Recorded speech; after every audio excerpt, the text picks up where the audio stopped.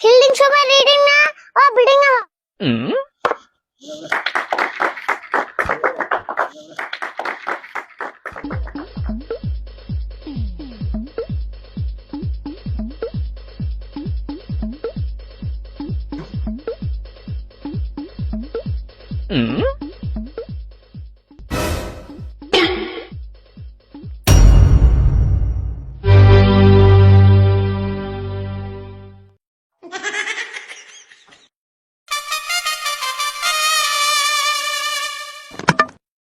Sarwat